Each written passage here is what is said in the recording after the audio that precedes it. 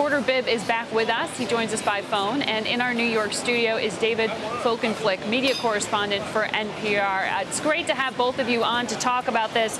Porter, let me bring you in quickly here. $6 billion in market cap value wiped out in the past 2 weeks. Bloomberg reporting today News Corp may be worth 50% more without a Murdoch at the helm. What do you believe will happen tomorrow in Parliament? Well, it's going to be an anticlimax tomorrow because Rebecca Brooks is going to say she can't say anything. She's under arrest and out on bail. And I suspect that Rupert and James Murdoch are both going to do the UK equivalent of taking the fifth. It's going to be an anticlimax, but this thing now really has exploded to the point where David Cameron has cut short a diplomatic trip to Africa to call a special session of Parliament to address this matter and his own involvement on Wednesday. You're going to see, I hate to say I was right last week, but Rebecca Brooks has now been arrested. I would not be surprised if James is not the next, and Les Hinton is certainly going to be charged as well. And the company is at risk right now. News Corp is a very, very good, very strong, very profitable company, but it's in jeopardy, and the street has called investing in News Corp today dead money. David, I want to bring you in here because there's certainly a lot of intrigue around this story, a lot of frustration and anger, too. We're following it because there's real money at stake here. But I want to bring up an editorial published in the Wall Street Journal today to sort of clear the air here. And I want to bring up a quote from it. The Journal's editorial board, clearly, you saw the CEO of Dow Jones resign on Friday, so there's some anger here. But the quote, "We trust that readers can see through the commercial and ideological motives of our competitor critics."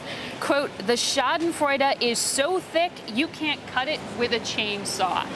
I mean, is that a fair defense of how the media, how Wall Street is handling the scandal?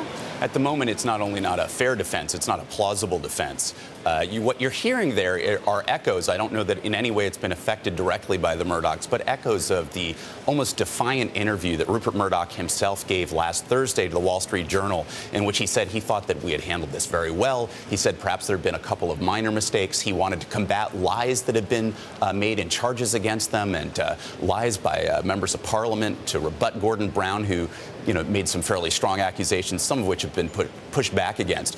And you were hearing that kind of fairly defiant Rupert Murdoch, as opposed to the one you heard 24 hours and 48 hours later, the one who took out full-page ads in every major newspaper apologizing to the entire United Kingdom, the one who we are told by the lawyer of the parents for a girl who had been abducted and murdered and whose cell phone was hacked into during a critical point of the police investigation 9 years ago, the one Rupert Murdoch who put his hands in his heads and sort of rolled it back and forth and said, I'm sorry to the parents of the slain girl whose privacy was violated by the reporters working for his top-selling Sunday tabloid.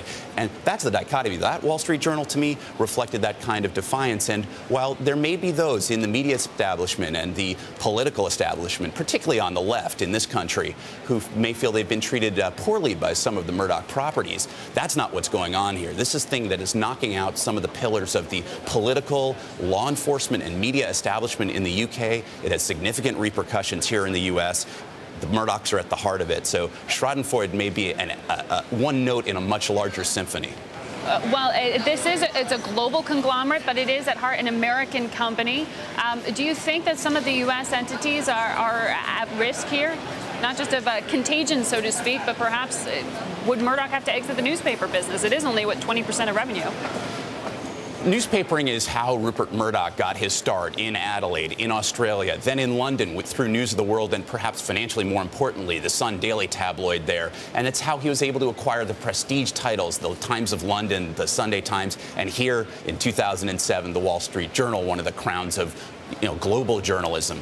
That said, the finances of the future of this company are much more in entertainment and television. And the real question is whether things done by his own properties in this country could impact this American-based conglomerate, but whether his actions abroad. After all, there's a fairly robust federal laws against corruption in foreign countries.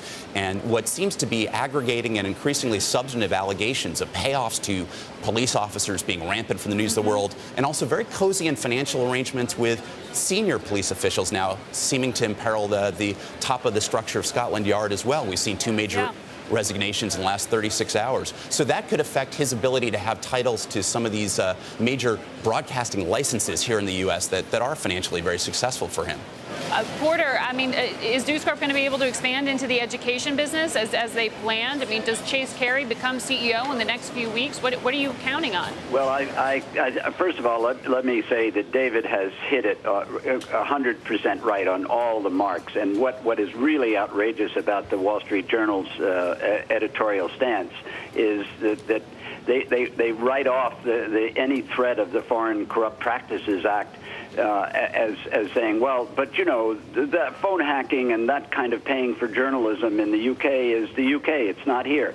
Let me suggest that everybody read David Carr's column in today's New York Times in the business section, where he points out that News Corp has paid $500 million to silence a competitor whose phones were hacked. And this has nothing to do with tabloid journalism. This is supermarket merchandising that News Corp is operating in. It's a culture, as the lawyer for the young Jenny Dowler, he said, it's not one man. It's not Murdoch wringing his hands and holding his head. It's a corporate culture that Mr. Murdoch has fomented, and this is beginning to look more and more and more like Watergate. Porter, I know we've been following this with you. Look forward to talking to you again tomorrow. We're going to have to leave it there because we're out of time. David Folkenflik, thanks so much for joining us as well.